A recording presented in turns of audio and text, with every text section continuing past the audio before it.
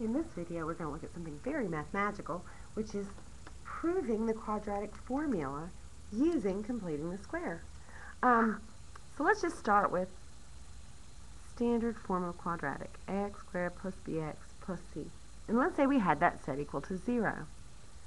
Now let's think through the processes for completing the square. First thing we're going to do is divide through by that coefficient so that x squared is by itself. So I'm going to divide this side by a and that side by a. I'll end up with x squared plus b over a x plus c over a equals 0, because 0 divided by anything is 0. Now I want to move the constant over, so end up with x squared plus b over a x. And I'm going to leave a little space here, because I know in completing the square I always have to fill in something that's missing. Over here I'm going to have negative c over a. Now, I'd like this to become a perfect square. In other words, there is a binomial that if I square it, I will get that back, but almost. Now, what we do is we take half of that middle term. So half of BA, I take BA over A times 1/2, I'd get B times 1 over 2 times A. Now, that means that what I'm missing is directly related to that second term in the binomial. It's whatever that is squared. So here's what I'm going to be adding to both sides.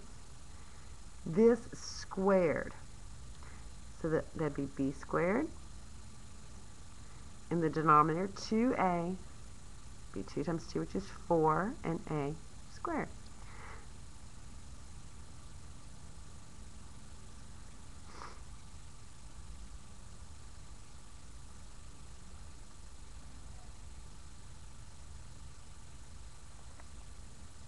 Now, this is equivalent, so we're good on the left side.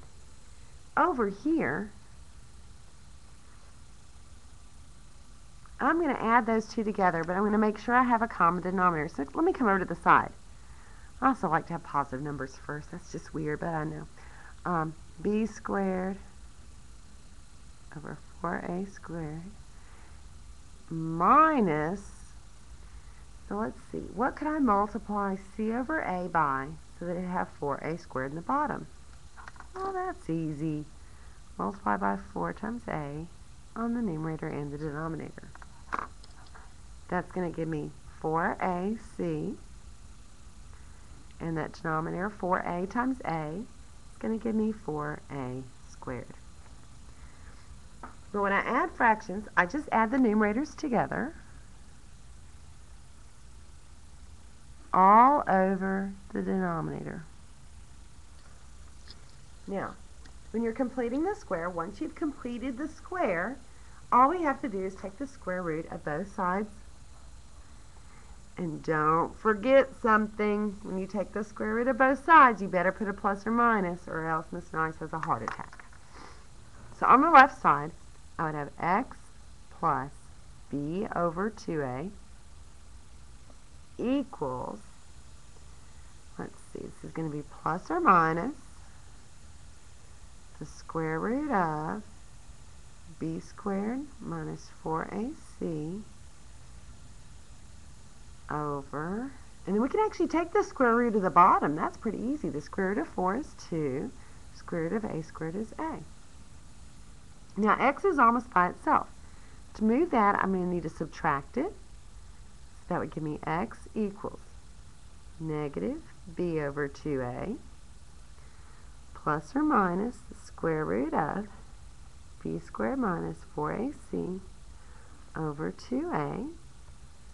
Now, since we have two fractions with the same denominator, we can combine them with that common denominator. So that's negative b plus or minus square root of b squared minus 4ac all over 2a.